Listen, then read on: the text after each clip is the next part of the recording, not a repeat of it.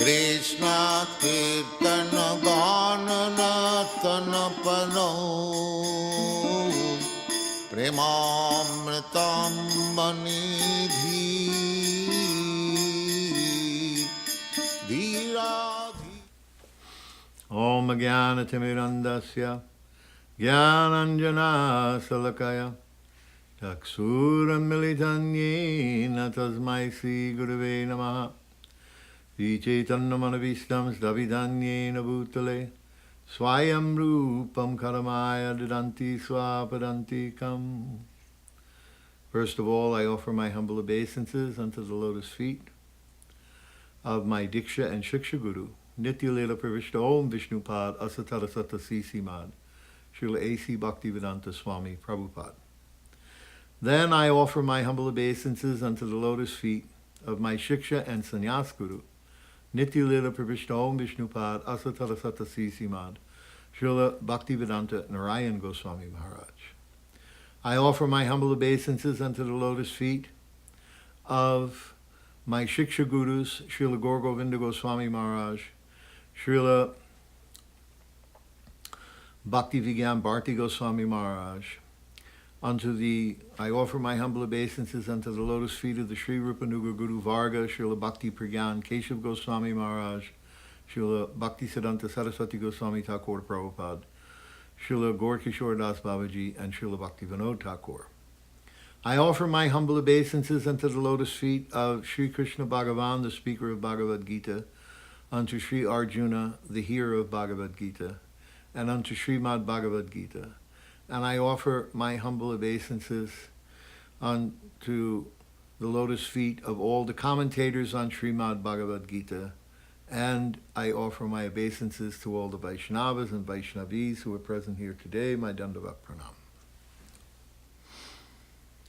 So, we're now at the end of the 9th chapter. World famous verse. This is the end of the explanation. It's not the end of the explanation. There's a few more verses that are going to come in the beginning of the 10th canto, but we're closing in on the end of the explanation or the answers to the questions that Arjuna asked at the beginning of the 8th chapter. And tomorrow, when we do the class, we'll discuss those questions, and then we'll look over some of the answers that he gave in the 8th, 9th, and beginning of the 10th chapter. Because the next question that he asks, the 9th question, is 10:16, where he asks that he wants Krishna's vibhutis or opulences to be explained to him in detail. So that will be the next one coming. Now, this verse that we're going to speak about today is one of the most famous verses in the Bhagavad Gita, because it is considered the key verse, the most important verse, because it is spoken both here at the end of the 9th chapter and again in 1865 at the end of the 18th chapter. So it's spoken in the middle of the Bhagavad Gita, between the 6 chapters on bhakti, right dead center in the middle, and then at the very end of the Bhagavad Gita, again to remind everybody that this is the heart of bhakti, this verse. This is a very famous verse. It became famous because of the commentary of one particular person, which Srila Prabhupada may mention directly or indirectly here in the commentary. We'll see. What we're also going to examine is the thread that connects to this verse. It begins with Janma Karma Chame Divyam in the 4th chapter, and we have some commentaries on that. Then in the 7th chapter, verse number 24, and then in the 9th chapter itself, verse number 11, Krishna alludes to these things, bringing up different points about there's no difference between his inner self and his outer self. So this will all be discussed today in regards to this verse, and it shows the thread that connects the Gita from the 4th chapter to the present verse. Manmana bhava mad bhakto madhyaji mam namaskaru mame vaishyasya yuk vaivam atmanam matparayana. The most confidential knowledge. Engage your mind always in thinking of me. Offer obeisances and worship me, being completely absorbed in me. Surely you will come to me. So here, Krishna is making it very clear. Prabhupada is going to emphasize this point. Man, mad, mad, mam, me, me, me. Me meaning the personal form of Krishna with 2 arms standing before Arjuna. In this verse, it is clearly indicated that Krishna, consciousness, is the only means of being delivered from the clutches of this contaminated material world. Sometimes unscrupulous commentators distort the meaning of what is clearly stated here, that all devotional service should be offered to the Supreme Personality of Godhead, Krishna. Unfortunately, unscrupulous commentaries divert the mind of the reader to that which is not at all feasible. Some commentators do not know that there is no difference between Krishna's mind and Krishna. Krishna is not an ordinary human being. He is absolute truth. His body, mind, and he himself are one and absolute. It is stated in the Kurma Purana, as it is quoted by Srila Bhaktisiddhanta Saraswati Goswami Thakur Prabhupada in his Anubhashya comments on Chaitanya Charitamrita, 5th chapter, Adi Lila, verses 41 through 48. Deha dehi vibedho yam neshvare vidyate kvachit, which means that there is no difference in Krishna, the Supreme Lord, between himself and his body. But because they do not know the science of Krishna, the commentators hide Krishna and divide his personality from his mind, from his body. Although this is sheer ignorance of the science of Krishna, some men make profit out of misleading the people. The particular commentator, I'm not going to mention his name for verisimilitude, but he said, he begins his commentary on this verse by saying, not to Krishna. Not to Krishna, but to the unborn, undying within Krishna. He feels that Krishna is actually representing the Brahman, the universal form, or some universal energy, spiritual non-personality power of some sort. This is his conclusion. And Srila Prabhupada was very, very, very upset about that. And this is why he writes what he writes here. And he also speaks very harshly. You're going to hear what he says in the rest of this purport, but he spoke very harshly about this person's commentary on Bhagavad Gita. And later on, when Prabhupada was in India and the devotees were going everywhere, that commentator, his children, said that the commentator wanted to meet with him. And they invited Prabhupada to come and meet with him. And he had gotten some condition in his throat where he couldn't speak anymore. He couldn't talk. So Prabhupada came with his disciples. Prabhupada spoke with him. He was very pleasant and very appreciative of what Srila Prabhupada was doing. And when Prabhupada left later, he said, because he said not to Krishna, well, Krishna has stopped him from speaking. This is his karma. This is his punishment. If you say not to Krishna, then Krishna will stop you from saying not to Krishna. So, a very interesting story. There are some who are demoniac. He actually considers this demoniac. They also think of Krishna, but enviously, just like King Kamsa, Krishna's uncle. He was also thinking of Krishna, always. But he thought of Krishna as his enemy, unfavorably. That's the whole principle of Anyabhilashita Shunyam Jnana Karmadi Anavritam, that the service has to be favorable. He was always in anxiety, wondering when Krishna would come to kill him. That kind of thinking will not help us. One should be thinking of Krishna in devotional service, in devotional love. That is bhakti.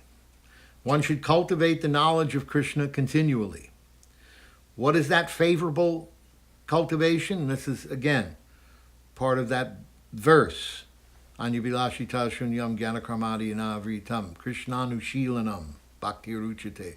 That it should be like a stream of honey pouring down and unbroken.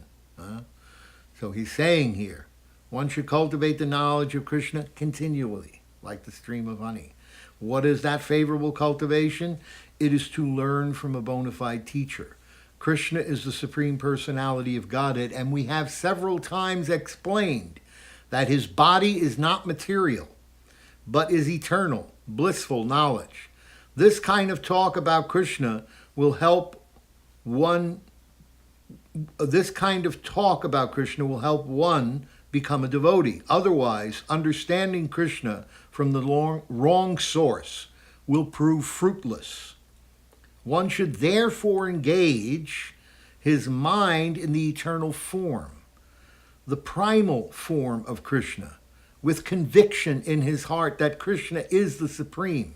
He should engage himself in worship. There are hundreds and thousands of temples in India for the worship of Krishna, and devotional service is practiced there.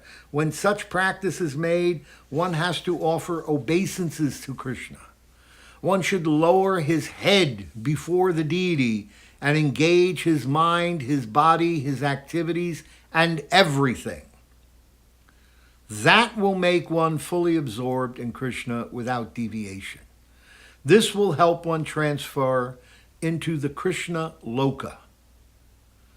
One should not be deviated by unscrupulous commentators. One must engage in the 9 different processes of devotional service, beginning with hearing and chanting about Krishna. Pure devotional service is the highest achievement of human society. In the 7th and 8th chapters of Bhagavad Gita, pure devotional service to the Lord has been explained, apart from the yoga of knowledge and mystic yoga or fruitive activities. Those who are not purely sanctified may be attracted by different features of the Lord, like the impersonal Brahmajyoti and localized Paramatma. But a pure devotee directly takes to the service of the Supreme Lord Krishna. This is a beautiful poem about Krishna.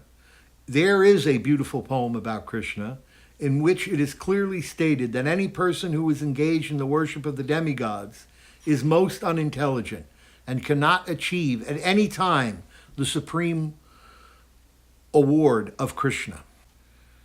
The devotee, in the beginning, may sometimes fall from the standard, but still, it should be considered superior to all other philosophies and yogis. One who is always engaged in Krishna consciousness should be understood to be the perfect saintly person. His accidental, non-devotional activities will diminish, and he will soon be situated, without any doubt, in complete perfection. The pure devotee has no actual chance to fall down because the Supreme Godhead personally takes care of his pure devotees. Therefore, the intelligent person should take directly to the process of Krishna consciousness and happily live in the material world. He will eventually receive the supreme award of Krishna. Thus end the Bhaktivedanta purports to the 9th chapter of the Srimad Bhagavad Gita in the matter of the most confidential knowledge. So this is Srila Prabhupada's commentary on this, and the emphasis, as we stated at the very beginning. Prabhupada's commentary is based on the commentary of Baladev Vijayabhushan, because Baladev Vijayabhushan's commentary lies, the tenor of the commentary lies heavily on Ramanujacharya and Madhvacharya's explanation of the difference between the impersonal and the personal.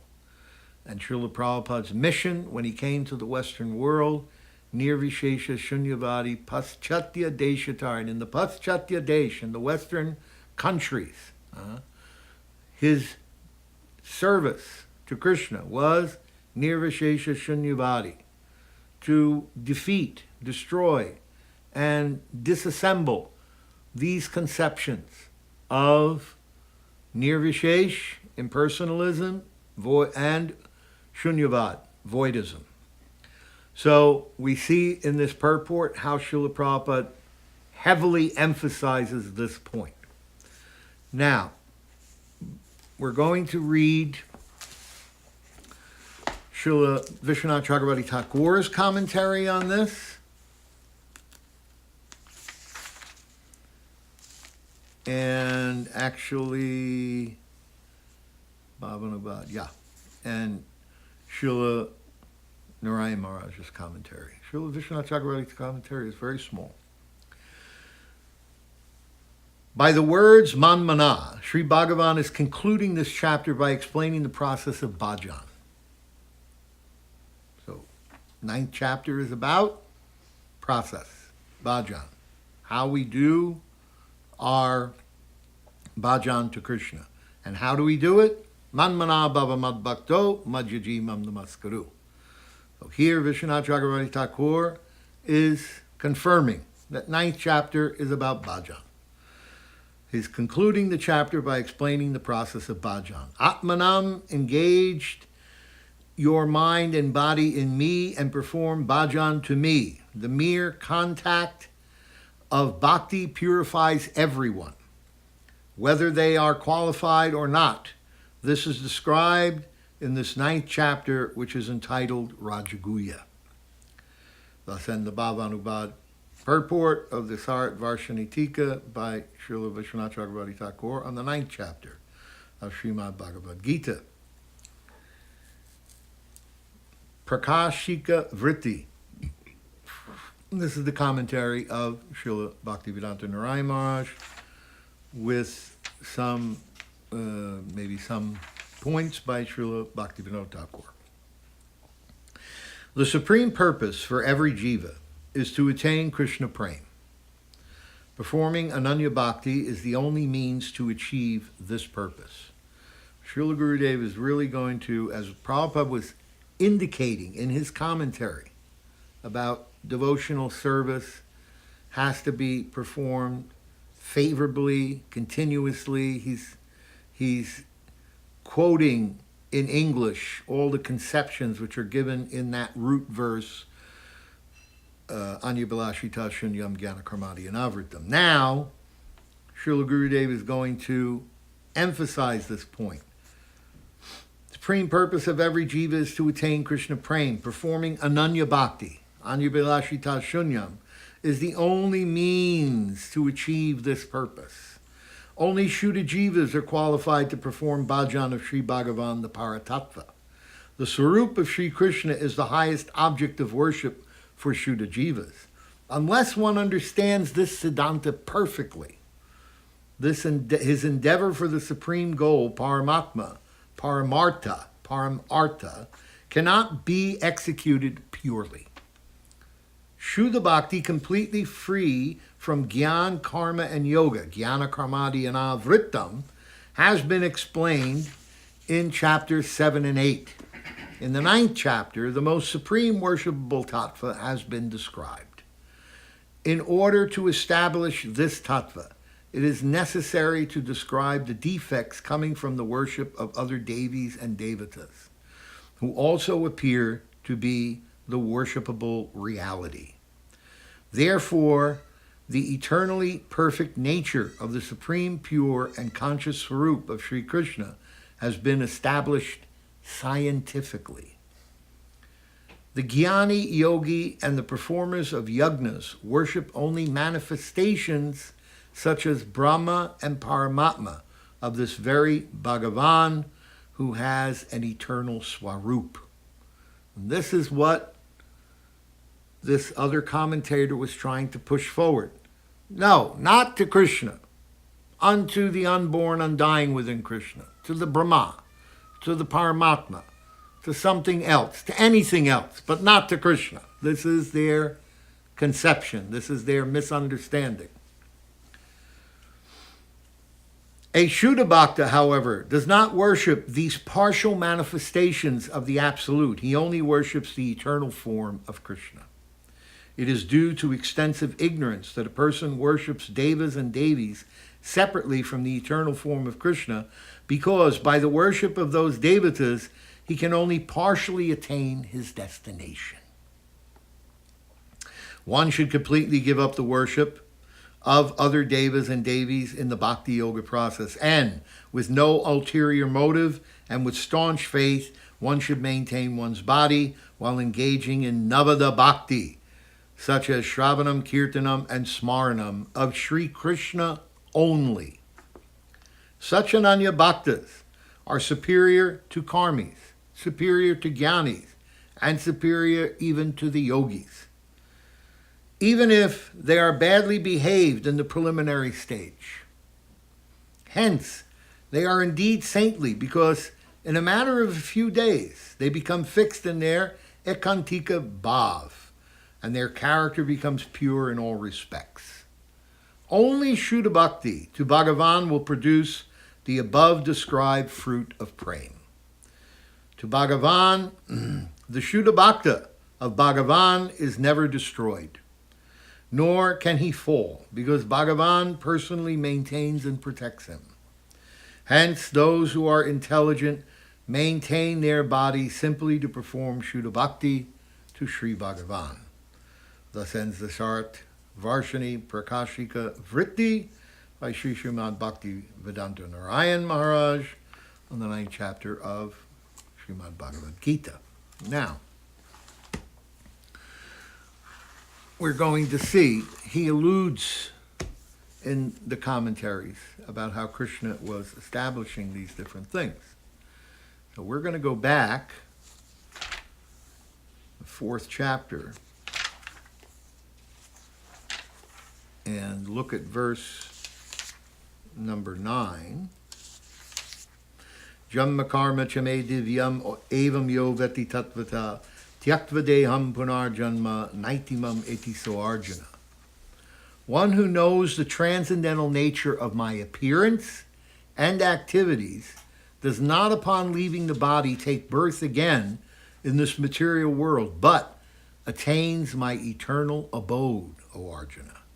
Now he's establishing here the point that you have to understand the transcendental nature of his appearance and his activities.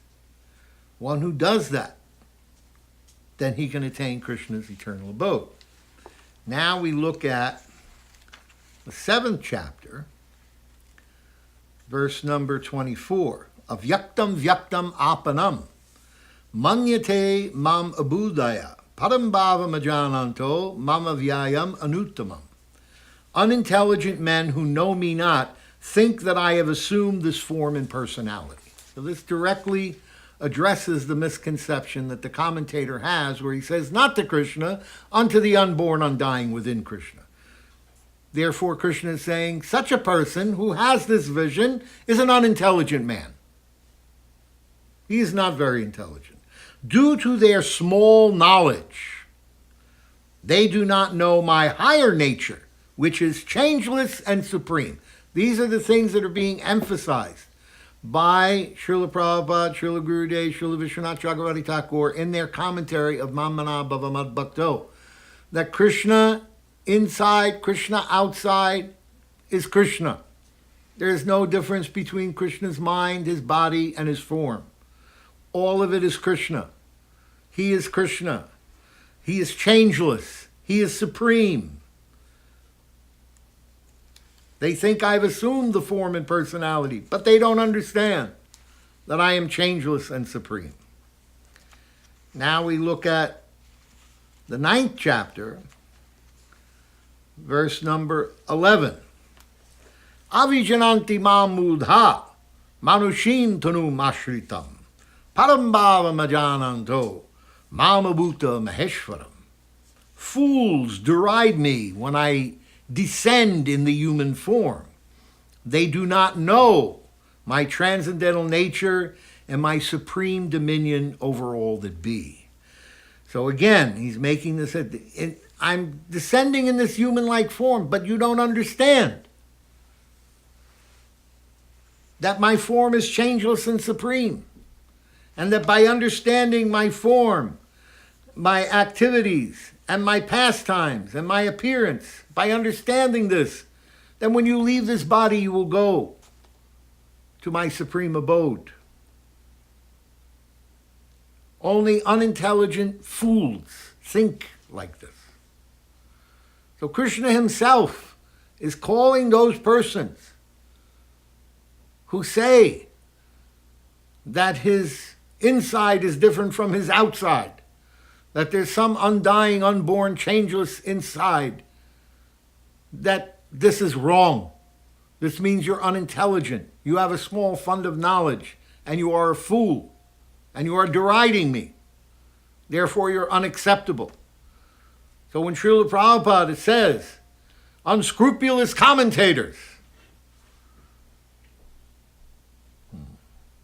he is only echoing the words of Krishna. He is echoing the words of Krishna.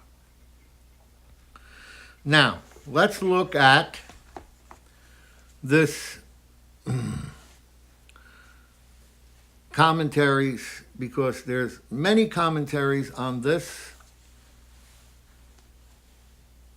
4.9. One who knows the transcendental nature of my appearance and activities. And I didn't enter this into the record when I gave the lecture on 4.9. I talked about the concept. Krishna's inside and outside is the same. But it's worth it to hear these commentaries by the different acharyas on this verse, because it's very powerful.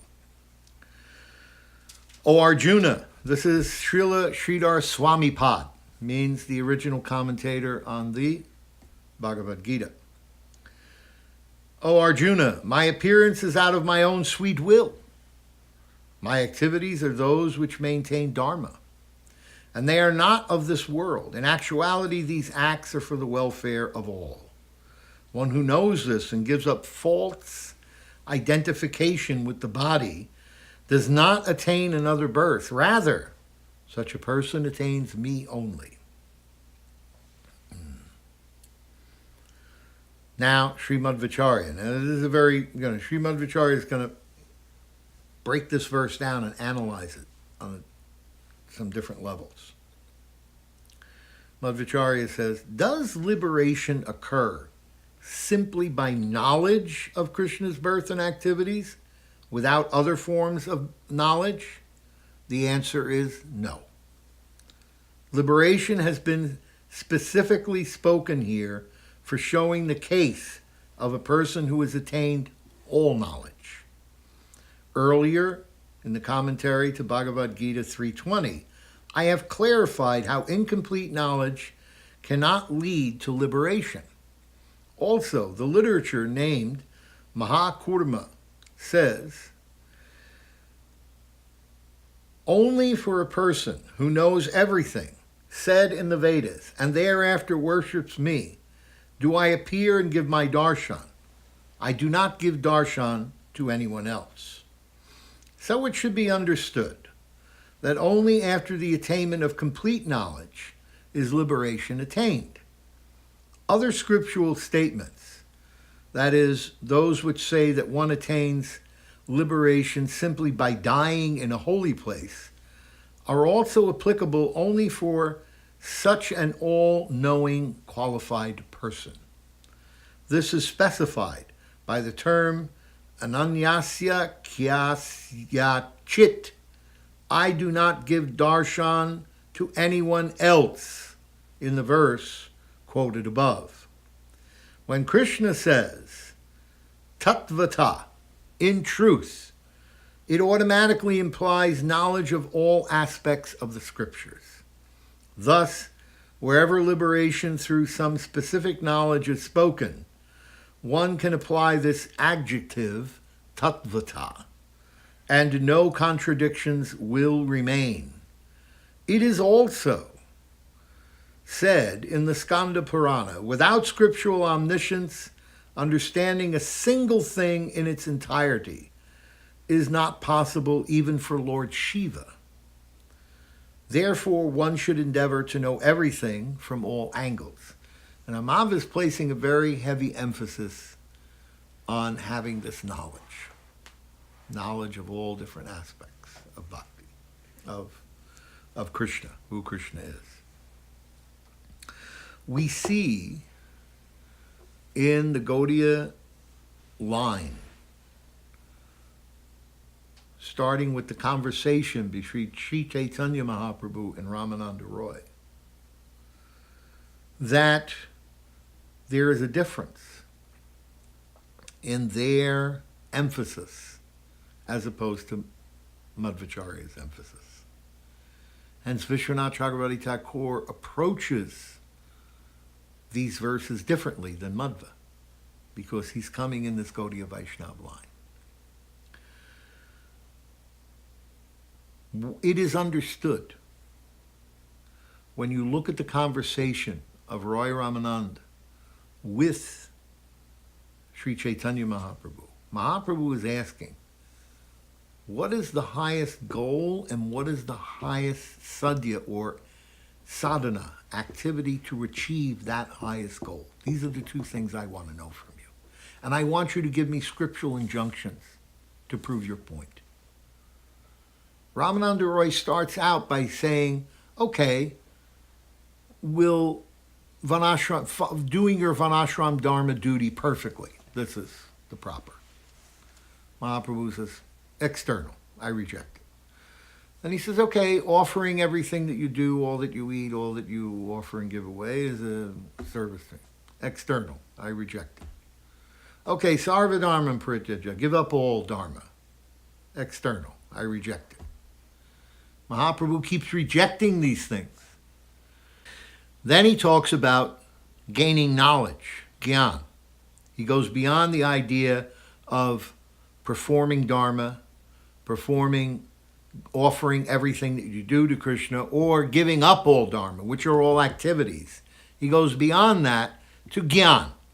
He says, okay, gyan, this is the highest thing, gyan mishra. And he quotes the verse, Brahmabhuta Prasanatma. He uses that verse as evidence. External, Mahaprabhu says. Then, Roy Ramanand says, okay, Jnane Payasyam, this Gyan Shunya Bhakti, Bhakti which is devoid of Gyan. And Mahaprabhu's response, yes, okay. This may be, this is the beginning. This is acceptable.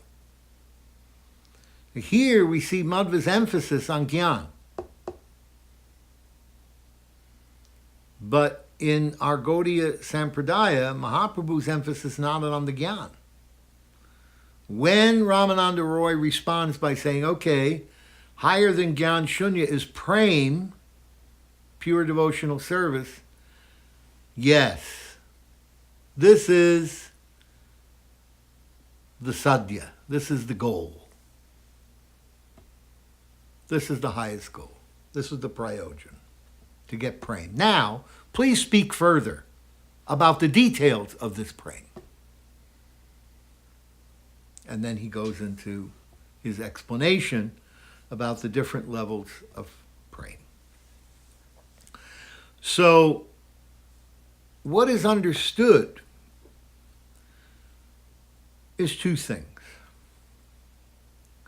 Initially, when you're practicing Vaidhi Bhakti, Gyan is very important. The knowledge is very important. You have to have this knowledge.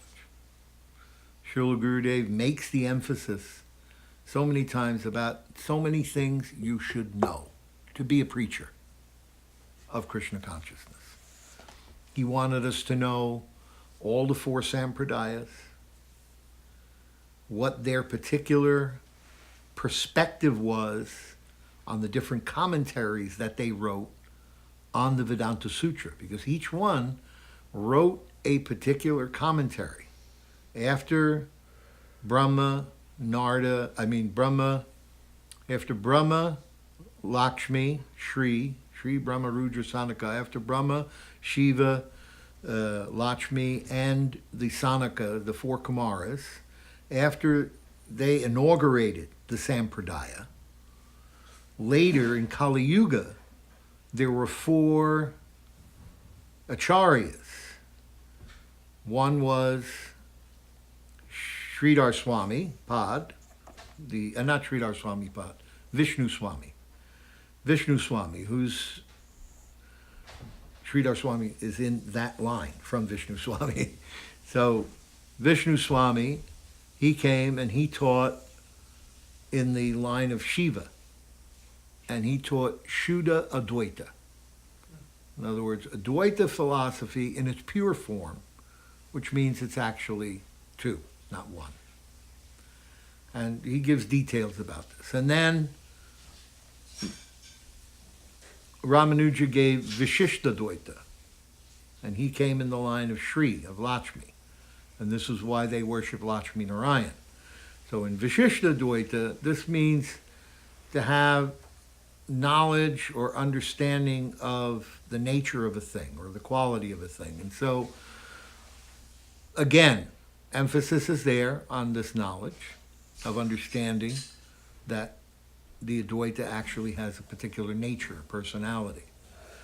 Then there is Dvaita. There's two that are one, which is Achintya, which is Advai Gyan Paratattva. And that's by Nimbarka, or Nimbaditya, who is in the line from the four Kumaras. And then there is Dvaita, by Madhva, Dvaita. There's two. And then he gives great details about that. So, Srila Gurudev said this knowledge of Advai Gyan Paratattva, even in Chaitanya Charitamrita, it talks that one should have knowledge of Krishna Tattva, Radha Tattva, Jiva Tattva, and all the different tattvas it talks about. Advai Gyan Paratattva, everything. All tattvas one should know. One should know. Very, very clear, very direct. So, like this, that knowledge has to be there. Madhva's point is not wrong. But Mahaprabhu's point is, this knowledge is secondary to the mood, to the bhav.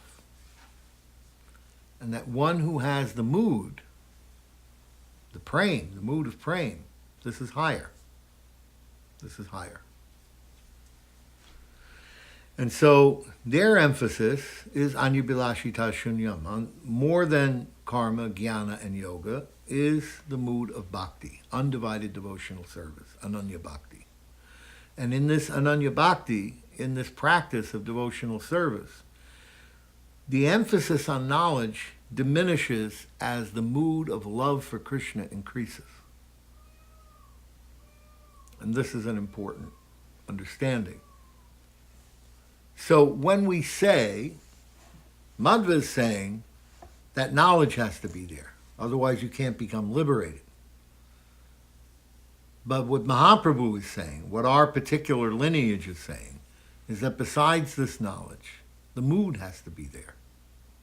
It's not just about, when it says here, one who knows. How do we know? Not simply by the knowledge, but that we know by the service, by the praying, by the feeling of bhakti. We understand that the worship of all other deities and all other aspects of Bhagavan and all other processes are inferior to divine loving service to his lotus feet, directly and exclusively. This is the emphasis in our Gaudiya Vaishnava Sampradaya.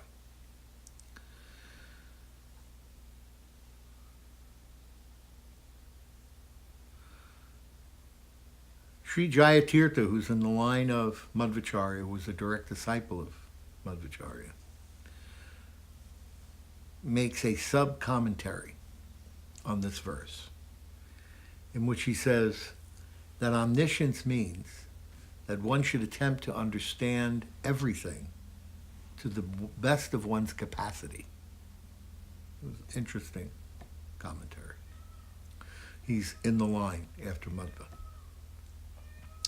Sri Ramanujacharya's commentary. My birth is for the purpose of the complete protection of saintly souls, and for bestowing shelter upon them. It is completely distinct from a material birth rooted in karma that is caused due to the rejectable material nature consisting of the three modes, and it is equipped with all auspicious divine qualities such as supreme lordship, omniscience, omnipotence, etc. My birth and activities are non-material. So this emphasis is what is the seed of this verse, Manmana Bhava Bhakto, the understanding of this verse. Always worship me. Who's me? Me, that person whose appearance and activities are transcendental. They're not material. That's who's me. Not the Brahman, not the Paramatma, not Vishnu in Vaikuntha, not even Dwarkadish or Mathuresh, but me, that you see here before you. We're going to talk about this point when we get to 1866, that the actual speaker here is Vrajendranandan Shyam, Krishna of Vrindavan. One who knows them in truth does not attain a rebirth after having given up his present body. Such a person attains me only, who knows that my birth and activities are non-material, that my inside and my outside are the same, that my activities are not under the force of the modes of material nature, that I don't have a subtle material body inside my external body, and that I have a soul inside of that. I am the soul of nature, of Krishna. My Krishna on the outside is not different from Krishna on the inside. For a person who has understood my divine birth and activities in truth, and whose entirety of sins preventing him from attaining my complete shelter have been destroyed, such a person in this very life takes shelter of me, as described earlier in the previous verses. Such a person thus considers me as his exclusive object of love and focuses his consciousness exclusively on me. And thus, he definitely attains me. So in this way, Ramanujacharya emphasis is on understanding that Krishna's birth, his appearance, his form, his activities are not material. They're spiritual. Srila Vishwanath Chakravarti Thakur. My appearance is for the purposes mentioned in the previous verse, which is the two verses that talk about Paritranaya Sadhunam Vinashaya Traduskritam. Sambhavami Yuge Yuge. Yada Yada Hi Dharmasya Glanir Bhavati Bharata Bhutanama Dharmasya Tadatmanam Shrijamyam. Paritranaya Sadhunam Vinashaya Traduskritam. Dharma Samstapanartaya, to establish Dharma. Sambhavami Yuge Yuge, I appear from Yuga to Yuga. My appearance is for the purposes mentioned in the previous verse. After my appearance, I exhibit various activities. Simply by knowing them, tattvata, you will be fully successful. This is spoken in the current verse. Now we're going to hear how Srila Vishwanath Chakravarti Thakur's perspective from the Gaudiya Vaishnava Sampradaya deals with this conception of tattvata. The term divyam has been interpreted as non-material by the revered Sri Ramanujacharya and Sri Madhusudan Saraswati. It has been interpreted as not of this world by the revered Sridhar Swami. Since this world is material, the interpretation not of this world by Srila Sridhar Swamipad is the same as non-material, made by Sri Ramanujacharya and Sri Madhusudan Saraswati. Also, due to being transcendentally situated beyond the three modes of material nature, the birth and activities of the Lord should be understood to be eternally ongoing.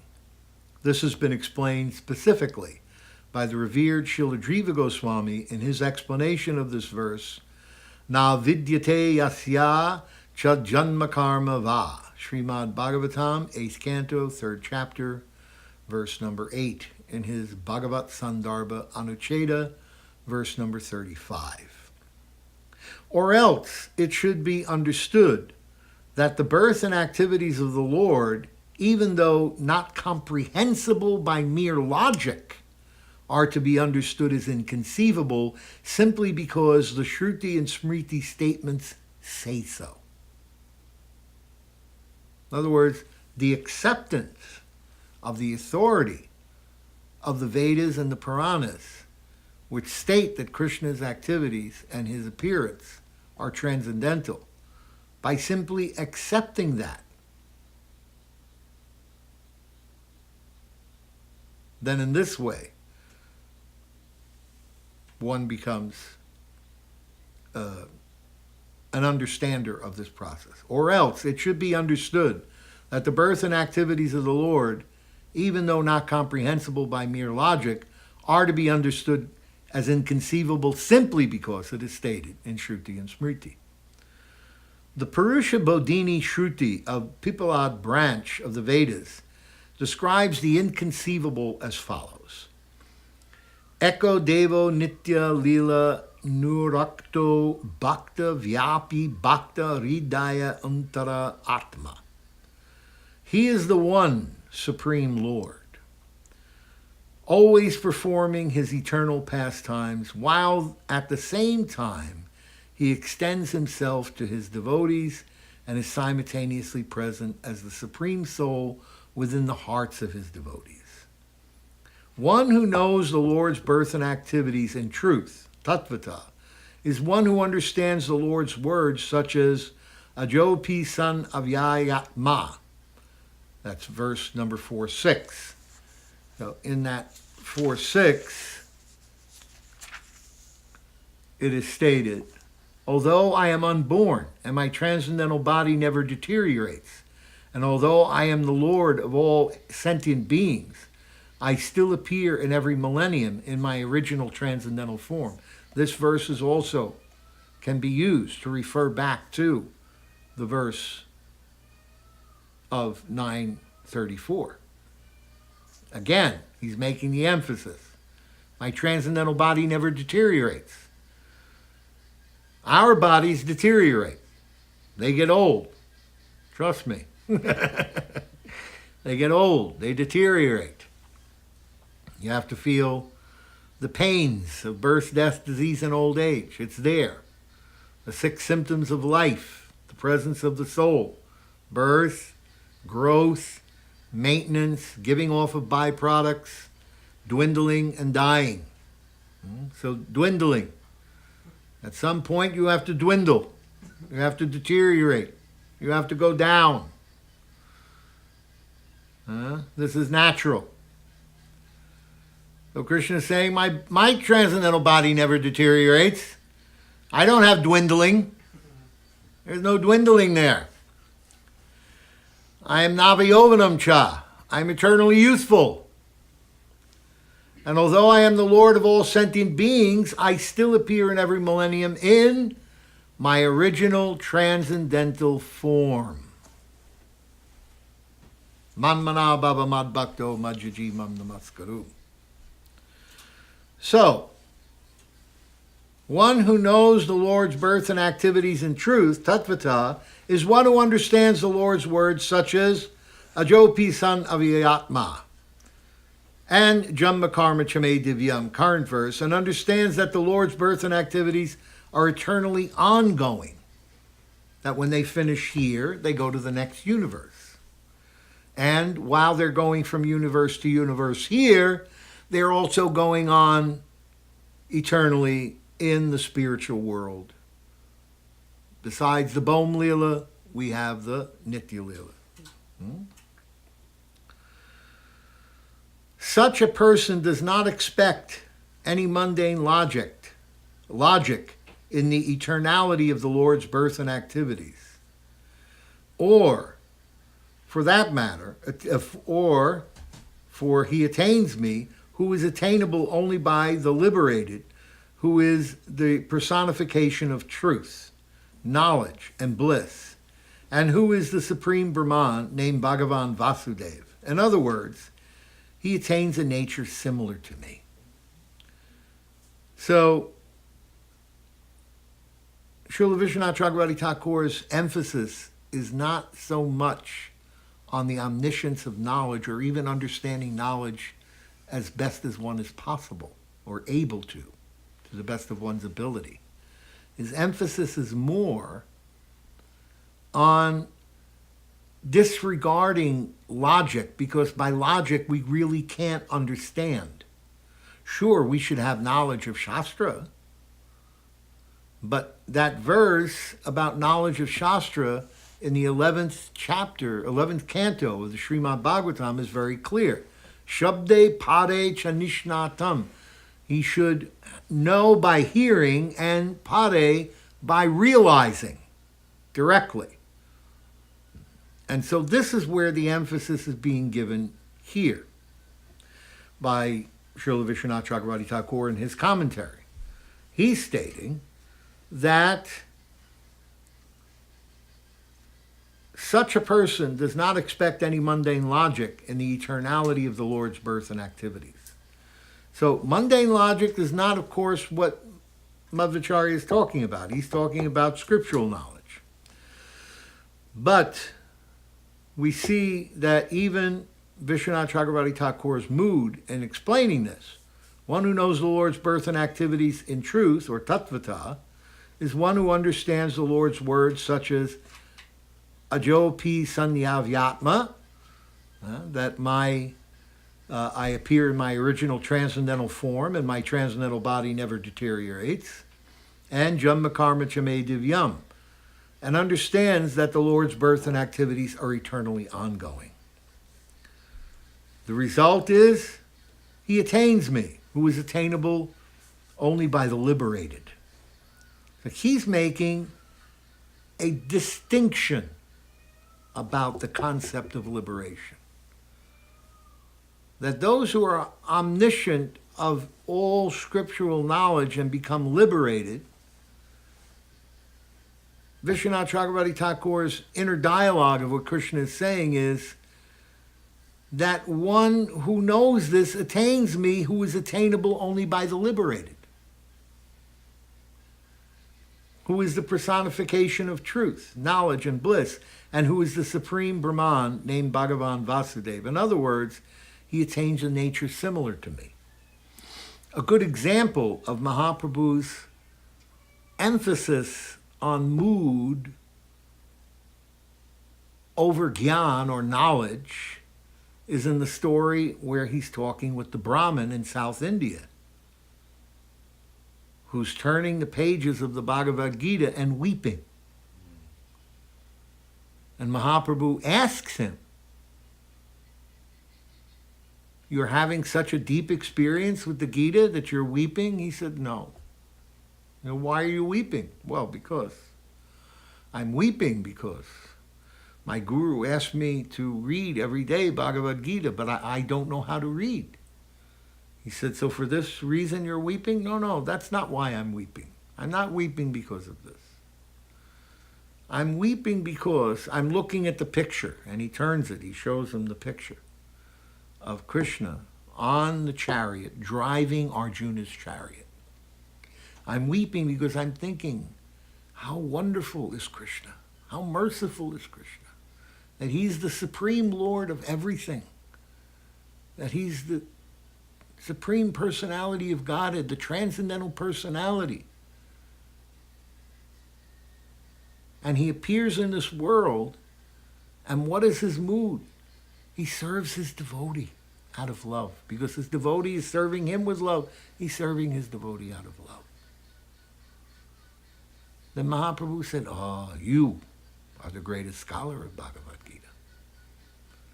Knowing the essence is tattvata."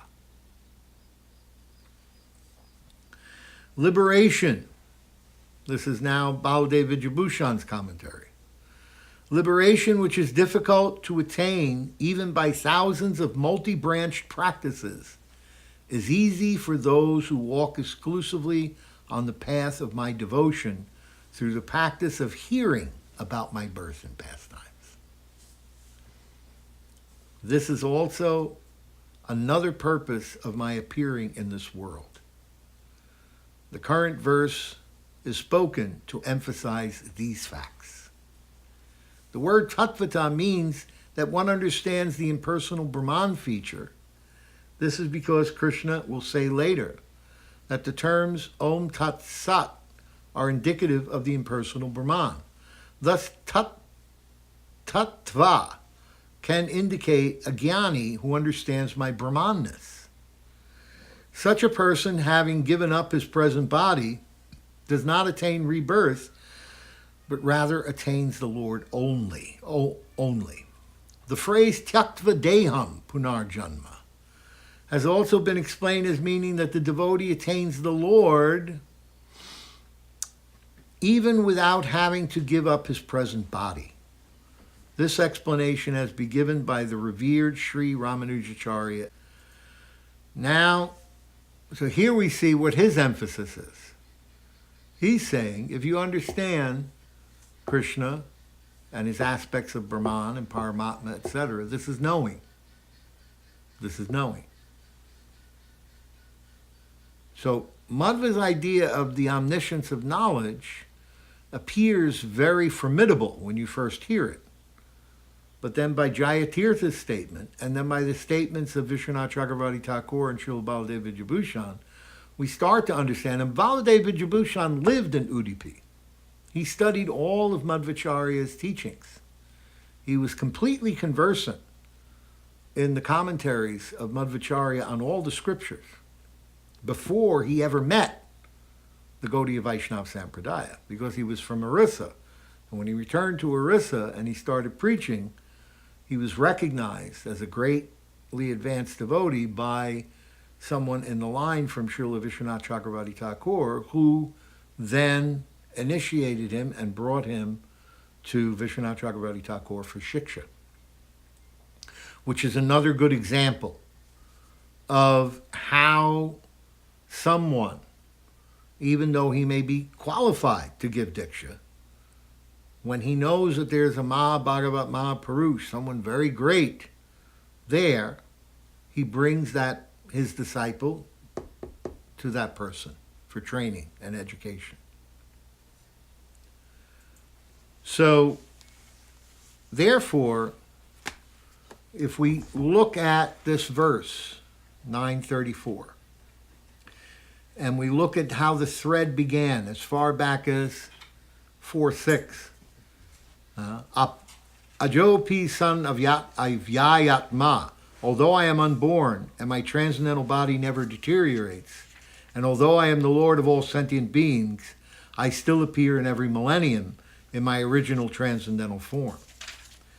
Janma karma chame divyam, understanding, one who knows the transcendental nature of my appearance and activities, does not, upon leaving the body, take his birth again in this material world, but he attains my eternal abode.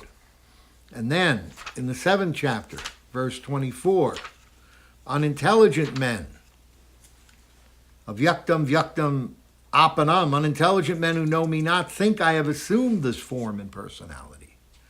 Due to their small fund of knowledge, they do not know my higher nature, which is changeless and supreme. And then, in the 9th chapter itself, verse number 11,